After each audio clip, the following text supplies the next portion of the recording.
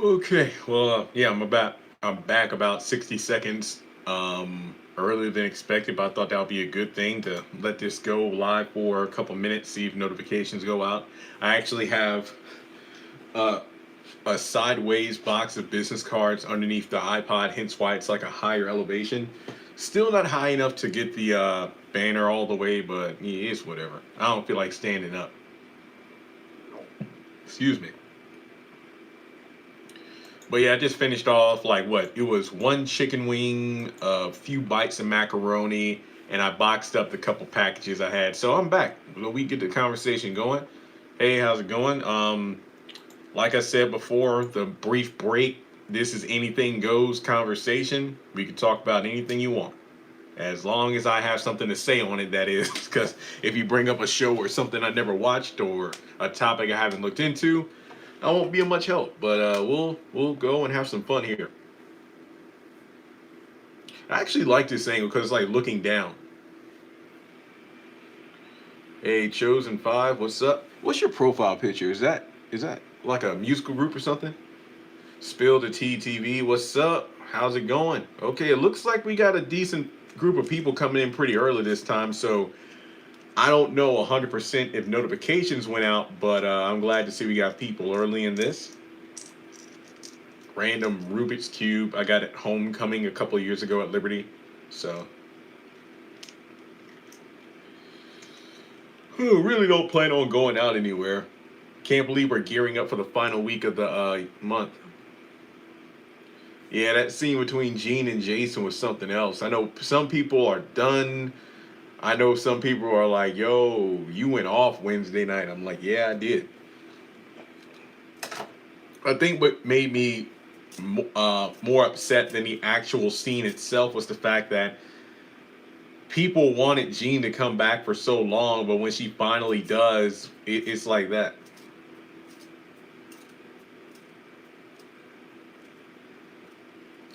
Well, I don't know if the couple angle would have worked. I actually remember one time on Twitter, Gene Ashley said that Gene is 28, which is my age. She's 34 in real life, I believe. She's in her early to mid 30s. Jason and Gail are supposed to be teenagers, so I don't think a relationship could have worked.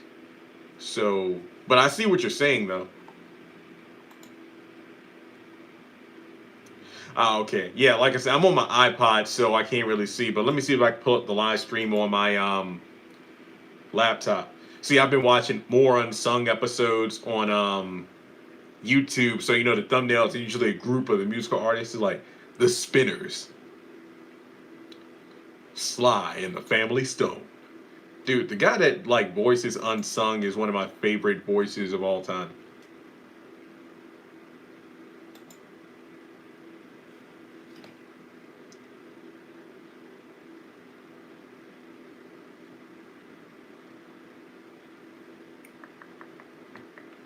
Oh yeah, I like this angle a lot better. Even looking at my computer, it's the double chin. Jason is 18, Gail is 16. Okay.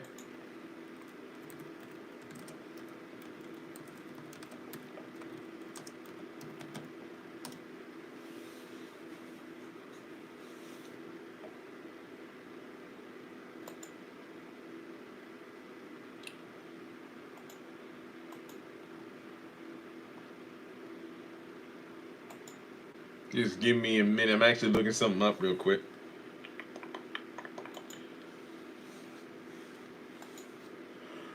All right, guys. Well, what do y'all want to talk about?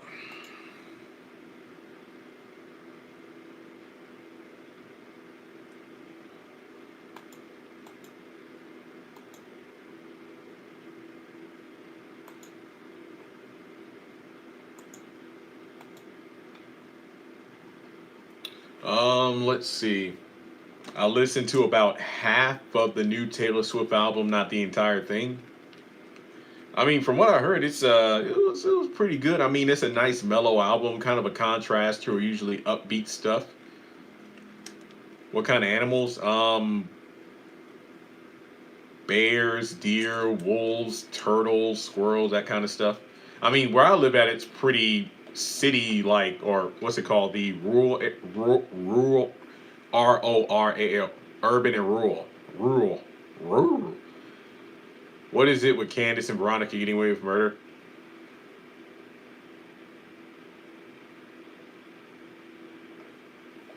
It feels kind of weird to watch like the haves and the have-nots, and then watch other Tyler Perry shows, and in some of those shows, murder has consequences, whereas the haves and the have-nots is pretty careless on a lot of things.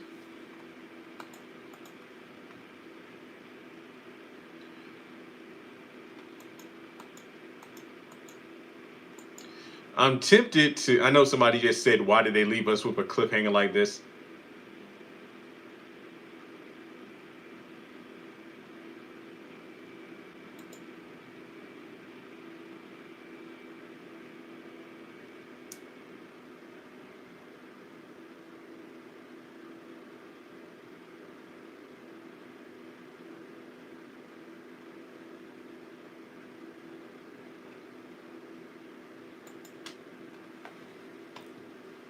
Guys, hang on. I'm tweeting real quick.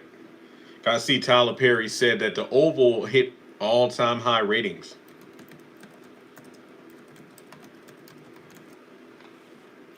You know, I was thinking about something. I was looking at anybody know Kev on Stage? I was watching his podcast, his bonus episode of Here's the Thing, and I think I was talking about this in a live stream with somebody on Instagram the other day, and we were just talking about the whole Tyler Perry quality versus quantity thing. And the thing about it is, you know, Tyler Perry is making what he wants to make to speak to the audience he wants to speak to. So it's not always about, you know, he needs to hire new writers and do this and do that. It's just one of those things where it's like he's gotten to a point where he built his own table for the benefit of not worrying about what critics have to say. So that's why I don't really rant about it like I used to, because it's just the acceptance of the guy has success. He built it. I mean, that doesn't mean help wouldn't increase the quality of his work, but you can understand why he doesn't add people to the team of writing. Well, Hannah find out Warlock is dead. I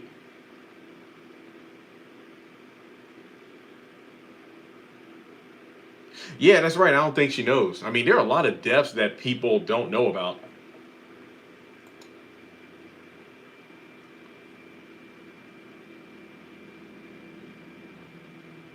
Yeah, I still haven't gotten over that Alex frame for the Randall murder. Well, Jalen, I think we'll find out this upcoming episode what they're going to do with Zora's attitude, and Carissa's too. I mean, I wonder why Carissa's saying you're not getting joint custody.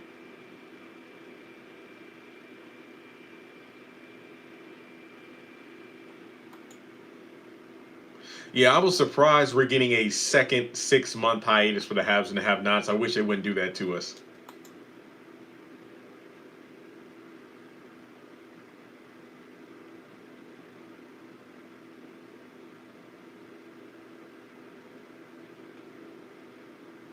Hmm.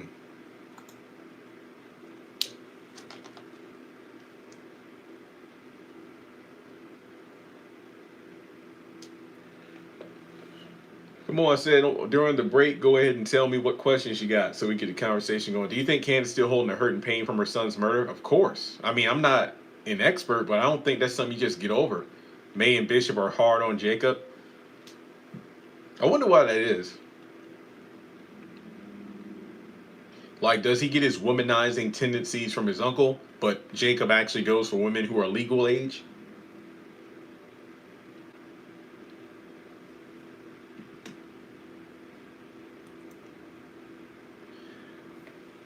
Yeah, I think sometimes it's dragged out longer than it needs to be. What if Benny found the truth about Warren Mitch? I don't know. Yeah, I know, right? I posted that picture of the Quincy's and people went nuts.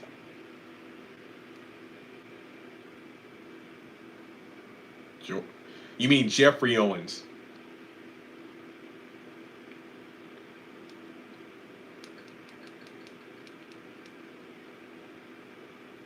I got it made.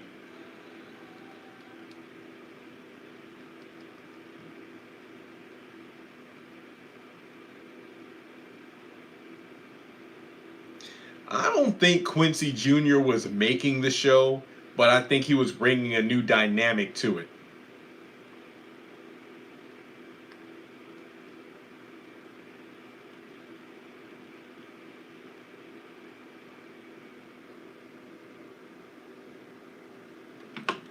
I can't stand Jeffrey and Justin. That makes two of us, probably more. I don't really think there's anybody that I know of who says they like Justin. I don't feel sorry for him. I feel like that's something Tyler Perry does a bit too well. He writes a lot of irredeemably evil characters. So even when things are happening to him, I feel nothing. It's like, yeah, you're getting what you deserve. It's like there's no redeeming qualities in some of these characters.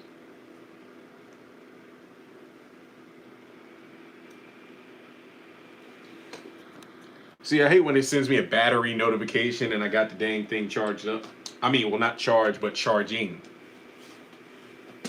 Who do you think want to stop the murder for Candace after? I know, right? What was his name? Malik. There's never been any follow up. Yeah, I don't know where Michael and Tony are.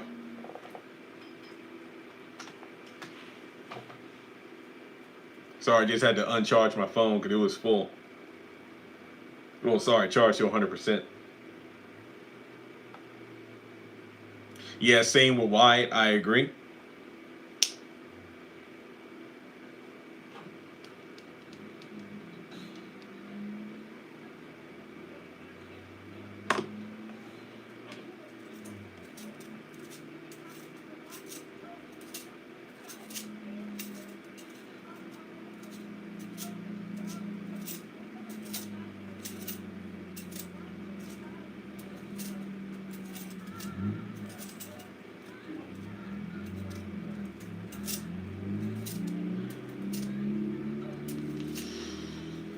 Yeah, I slept from like 4:30 to 8. Remember my live stream from earlier where I had no bed sheets on because I actually woke up covered in sweat. So I actually slept from like 8 last night to 1:30 in the morning. Then I was up until about 4:30 p.m. Then I went to sleep for like 3 or 4 hours. So I've had sleep.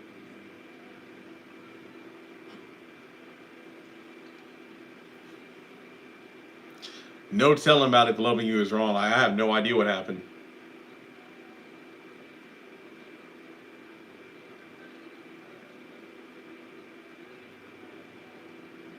No telling why they like Justin. Yeah, thanks. I had sleep. And not really going out anywhere either, so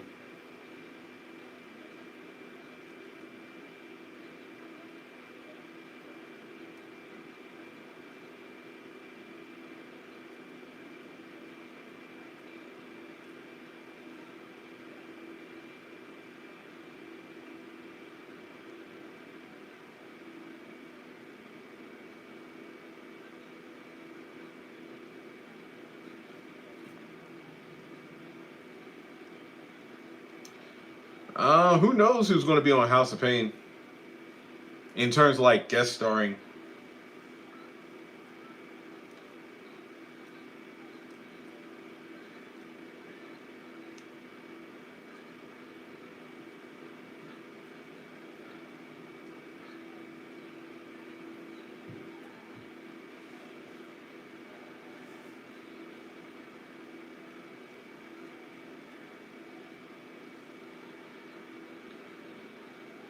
Yeah, I know, right? Because they were doing a guard swap, and when Wyatt cut himself, so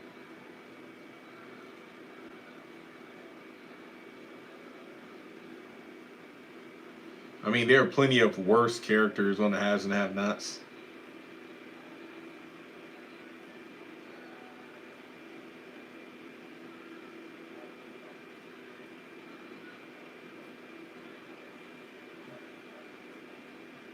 I mean, the haves and the have-nots has this thing where it's like anytime a character you want to die doesn't die. So,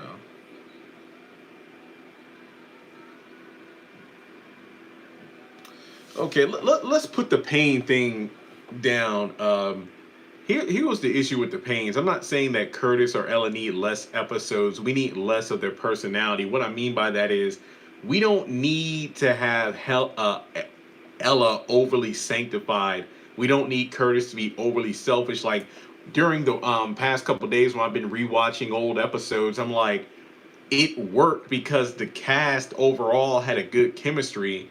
The entire episode didn't have to be focused on Curtis and Ella alone. I mean, you got Curtis and Ella interacting with Jasmine, Malik, CJ, Janine, Miranda, Calvin, Floyd, the barbershop crew, the firehouse crew. There was just such a blend. With the Pains, though, it felt stiff because nothing was really going on. I mean, all the cast on House of Pain had a different chemistry with each other, whereas the Pains felt like, we were getting these stiff and unfunny delivery of the lines. So I don't really think that we need less episodes of Curtis and Ella. I just don't want to hear Curtis every single episode. Celine will not get the money from Jim. No, no, no. What money? There is no money, at least on Jim's side. Yeah, I miss Amanda too. It's been great watching her again in the episodes, the early stuff. I wish Melissa was back on the Haves and Have-Nots. One interesting video or topic I was talking about with somebody, either in a live stream or something, is what if characters who have been killed off appeared in other Tyler Perry shows? Like, let's say Erica from the Haves and the Have-Nots. What if she popped up in Sisters? I'm just throwing that out there. Like, what would that be like? And I'm not saying that she has to be Erica, but I mean, like, she was a different character.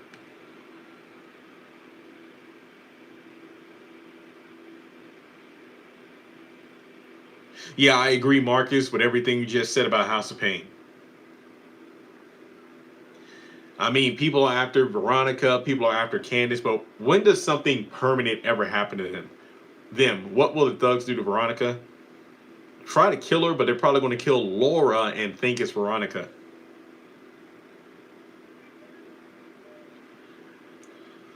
Who's the best actor? I mean, remember, I've watched a handful of episodes for the first time in a while, so I don't know if I have a favorite actor. I think everybody gave pretty decent performances. I mean, from comedic to serious to emotional. Yeah. I don't really know who I would say is the standout actor.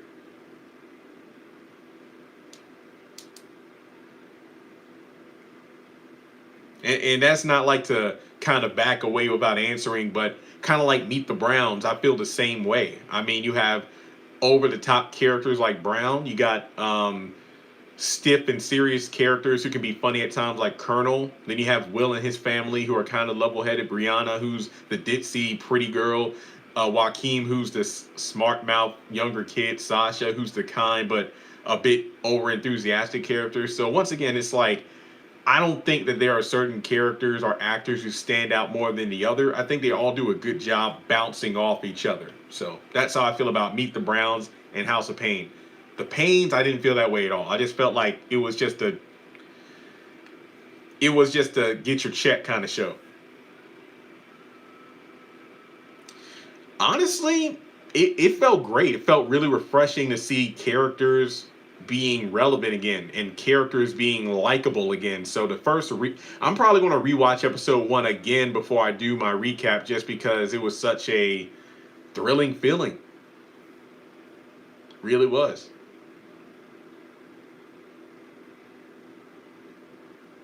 I never really watched For Better or Worse, so I couldn't tell you my thoughts on it.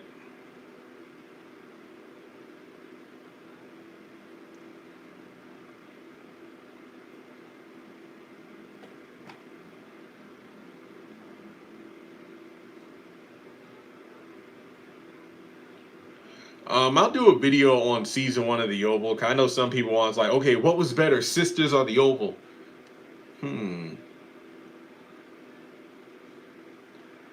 Curtis is funny in small doses, but when it's like half of the episodes on a bad joke, I don't like it.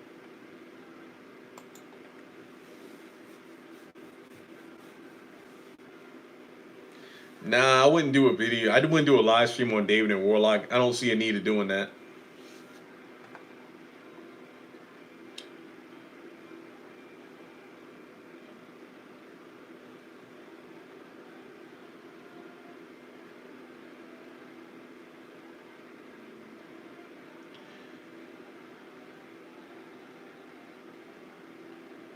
I think it would be really interesting for sisters and bro to have another crossover, but this time the main characters from each show just dating each other or something. That actually would be interesting. Like, okay, it would be John and Danny, Bill and Karen, Tom and Sabrina, Andy and Mike. I never really felt like the girls were friends, to be honest. Like, I felt like the beginning of Sisters, like the first few episodes, it definitely felt like it was Sabrina and Danny, and then Andy and Karen. And then Danny was pissed off with everyone, and that was it. Zora's acting like Carissa. Yep.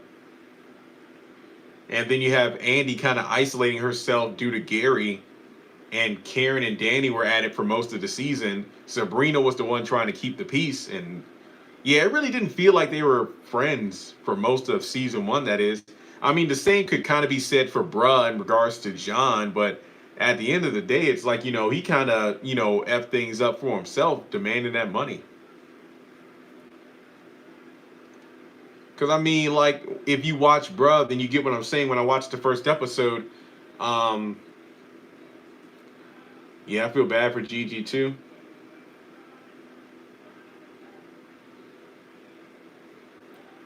Because it's like, I get the John took the fall for Mike and everything, but they already gave him $200,000 and he's barely paying him back a month. And now it's like, hey guys, hey, give me $500,000 so I can run a club. What? Never was a big Ghostbusters fan, but the theme song is epic. I remember growing up watching like the new Ghostbusters. Won't David ever get his hands on Veronica? I tried to drown that whore, but she wouldn't die. She must have gills or something like an eel. I held her under that water as long as I could, and I thought I killed her. Nah. I feel like this point, well, plus David gave Jim his blessing to handle Veronica, so.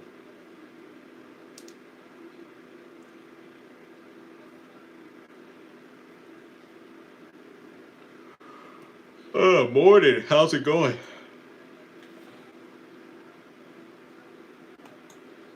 Yeah, Veronica. Lifeguard.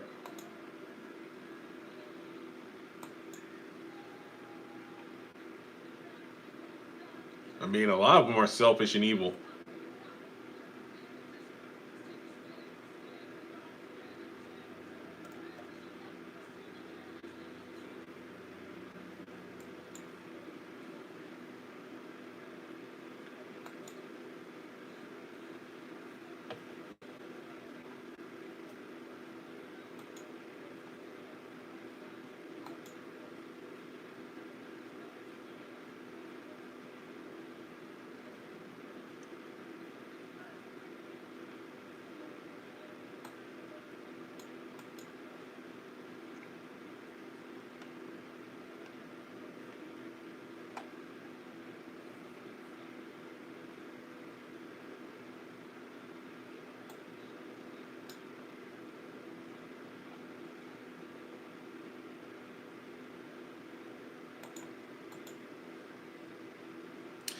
Never watched Mass Singer, believe it or not. Do you think Candace and Hannah relationship will stay good? Well, it's not good now. It was barely good for a few days before they got back to their old selves.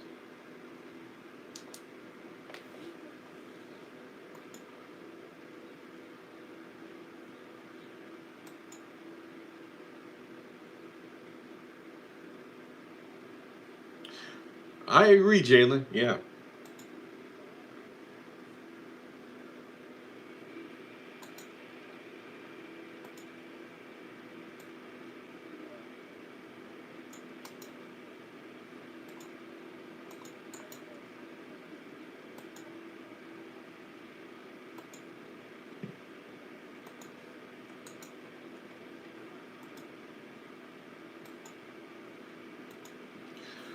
Let's see.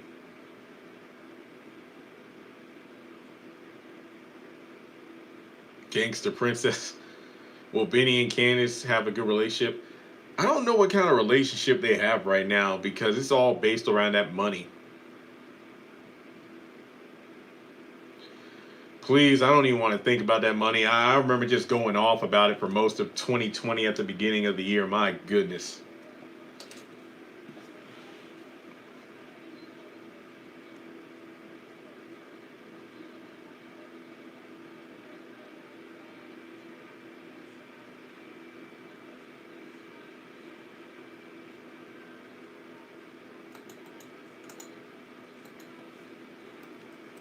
Yeah, something's probably going to happen. At the very least, they'll lose the money some way or somehow. Either, somebody will take it or everything they buy will be taken away from them. That's usually how it works.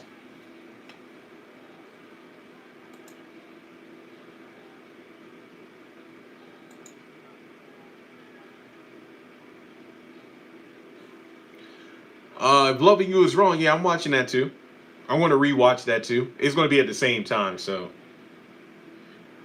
Because I mean, maybe I'll do more than just once a week. Maybe I'll do like one day a have and have not, and then one day if Loving You is wrong. Because I'm just thinking like, dang, now that the Oval's over, aside from Greenleaf, really not that much to talk about. That's not to say I won't still be doing videos, but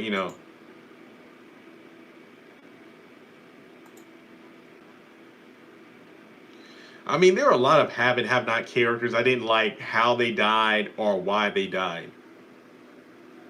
Especially when their character still had a lot of things to offer to the show.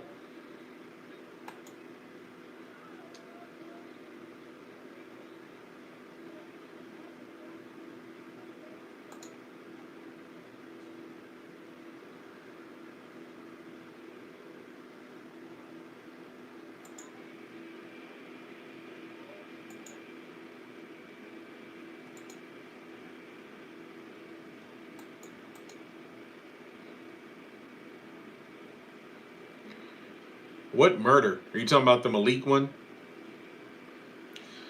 I cannot tell you season 4. I mean, was that the one where the finale was when the chickens come home where Jeffrey stabs Quincy?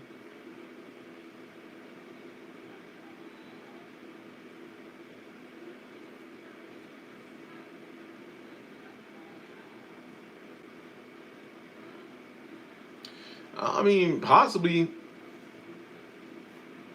I mean, I don't know if Tyler Perry would put. Oh, excuse me. I don't know if Tyler Perry would put all of his shows on BET. He could spread it around Viacom.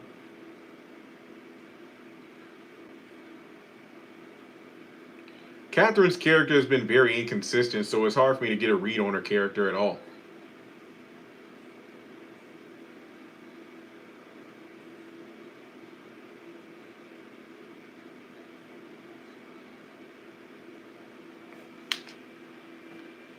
August might suck. Who knows?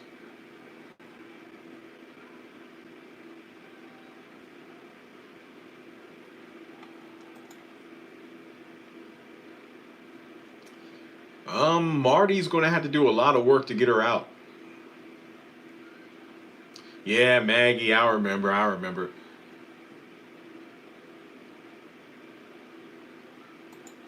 Yeah, I would guess October. I'm just throwing it out there. Maybe Ruthless will come back in October. I don't know. I mean, think of it this way: 12 episodes is what, 3 months? So,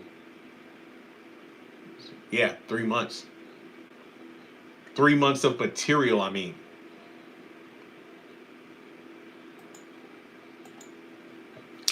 Maggie and Erica was a bunch of wasted characters. Yep, just to be Veronica targets.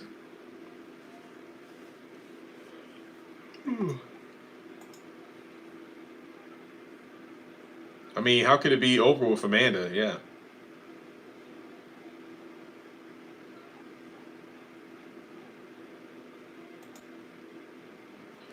I believe it's been confirmed that Ruthless is having a season 2.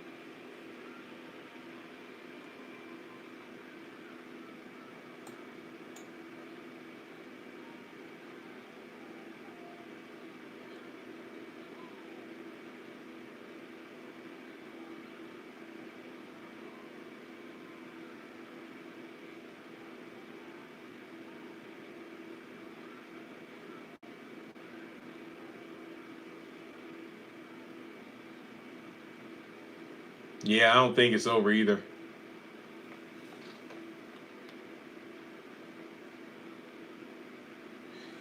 I mean, is Mitch a good guy? Is David a good guy? No, I don't think Wyatt really killed Amanda.